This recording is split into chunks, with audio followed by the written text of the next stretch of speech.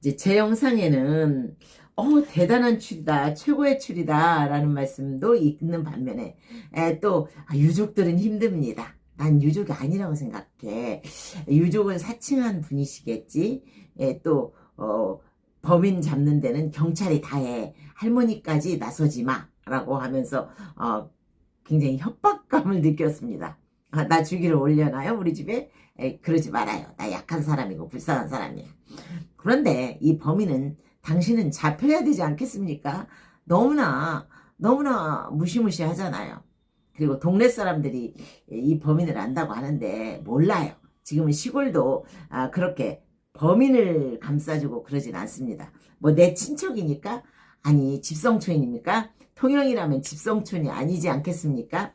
집성촌의 집성이 아닌 누군가는 범인을 말하지 않겠습니까?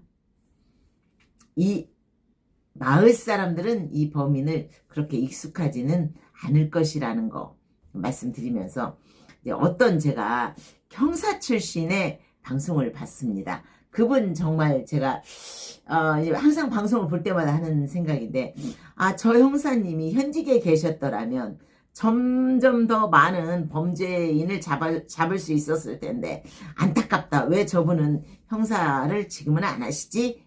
참 유능한 경찰이었다라는 느낌이 오는 그런 분의 이제 유튜브 방송을 보다가 이 부분을 궁금해 하시더라고. 우리 때는 말이지 형사일 때는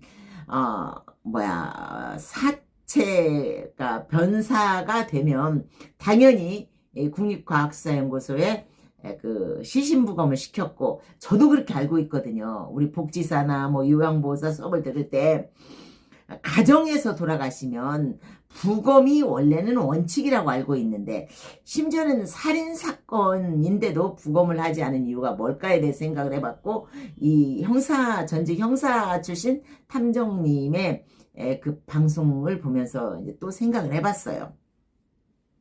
왜 직장 온도를 재지 않았지? 보통은 변사사건이 나면 직장 온도를 재서 사망시간 추정을 하는데 사망시간이 안 나오더라. 그러면 이 범인이 1시간 50분 동안 거기 머물러 있는 언제 사망을 했는지 그게 추정이 어렵다라고 하시던데 당연히 안 나올 수밖에 없겠죠. 왜냐면 이 범인은 첫 번째 왼쪽 목을 가격한 다음에 또 아래쪽 목을 가격했어요. 그러니까 정확하게 혈액의 흐름을 알고 피가 밑으로, 그러니까 이 피해자의 몸에 남아있는 피가 밑으로 전체 쏟아져 나올 수 있게 한 거죠. 이해가 가셨나요? 그래서 온몸에 피가 흘러내린 상태에서 자기 몸의 체온이 정상적으로 보존되고 그 변화가 정상적으로 되진 않았겠죠. 그러니까 이제 체온을 쟀다 하더라도 의미가 없었겠죠. 그러니까 이 변사는 분명히 이 범인이 들어온 시간부터 나가는 시간까지로 추정할 수 있을 텐데 이 시신은 이미 사후강직이 돼 있었어. 그러니까 그 온도를 재봐도 온도가 안 나와. 그러니까 의미가 없다라고 생각을 했겠죠. 이해가 가셨나요? 그럼 시반을 보면 되잖아. 시반은 언제 돌아가셨는지를 알 수 있거든. 제가 이제 의료인이나 뭐 수사 전문가가 아니잖아요. 저는 일반인이잖아. 심리학자이고 철학자일 뿐이죠. 하여간 그런 입장이니까 뭐 전문적인 용어는 모르지만 시반 역시 피가 있어야 시반이 생기지 않겠습니까? 이미 아래쪽 목을 가격을 해서 아래쪽 목으로 피가 다 흘러내린 상태에서 시반이 있을 리가 없겠죠. 이해가 가시나요? 그죠? 시반이 그러니까 없었다라는 거죠. 그러니까 시반에 대한 문제가 없는 거죠. 시반을 보면 몇 시간 이렇게 나올 텐데 그것이 알고 싶다도 안 나오지 않습니까? 사실은 이 여자 어르신을 처음에 제압을 할 때는 목을 졸라서 경부 압박으로 사망에 이르게 했을 수 있지만 그 멍이 남아있지 않습니까? 왜냐? 피가 흐른 자국이 있어야 멍이 남아있죠. 피가 몸에 남아있지 않는데 어떻게 멍자국이 남아있겠습니까? 멍이라는 거 역시 피가 모여서 그 변색이 된 게 멍이 아니겠습니까? 그냥 없는 거죠. 이해가 가시죠? 자, 그러면 또 하나, 이제 생활안전 단말기에서 많은 분들이 또 이제 범인 측이겠죠? 공포감을 느끼는 것 같아. 물론 껐겠지. 처음부터 이 여사님 방에 들어가면서부터 생활안전 단말기는 수신 제어를 했을 거야. 그럼 그게 문제가 될 수 있으니까 물론 가져간 것도 있어요.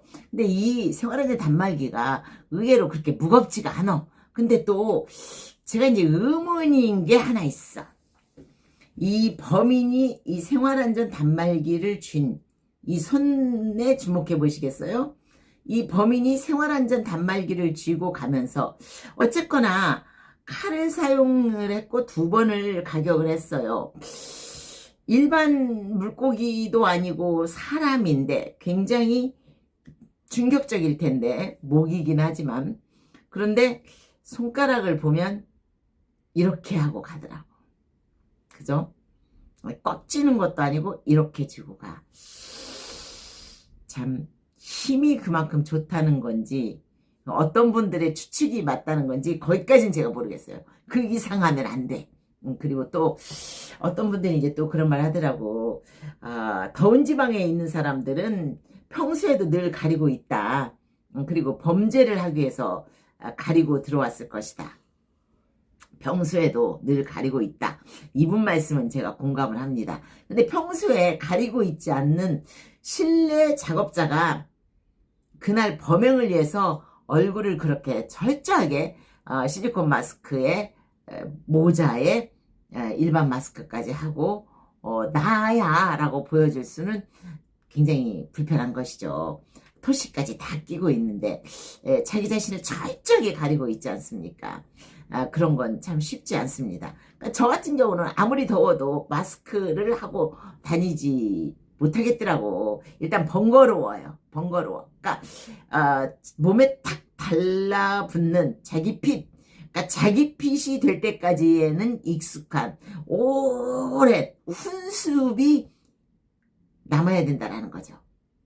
훈습이 내 몸에 붙어야 된다라는 거죠. 근데 이 범인은 어때요? 그 모든 걸 가렸는데 자기 것, 평소에 맨날 그렇게 하고 있는 것 같은 딱 자기 것에 핏이 돼 있잖아요. 또 이제 어떤 분들이 범행을 저지르러 가면서 옷은 평상시에 입던 대로 얇게 입고 6월이니까 가지. 거기에 뭐 더해서 입고 갈까? 이 범인이 초범이라면, 범죄에 익숙하지 않다라면 이 범인은 그 속에 옷을 하나 더 입고 벗으려는 생각도 했을 것입니다. 그러나 이 범인은 너무나 이 범죄 현장에 대해서 잘 알기 때문에 장갑조차도 자기 한 개만 가져간 것이죠. 이해가 가시나요? 그리고 몸 자체도 그대로 실루엣이 몸으로 범인을 지목할 수 있다는 것까지는 생각을 안 했던 것 같아요. 그래도 현장에는 흘렀거나 자기 발자국, 족적이 남을 수 있으니까 2분 몇 초? 불을 켜고 자기의 흔적을 지웠다라는 것이죠.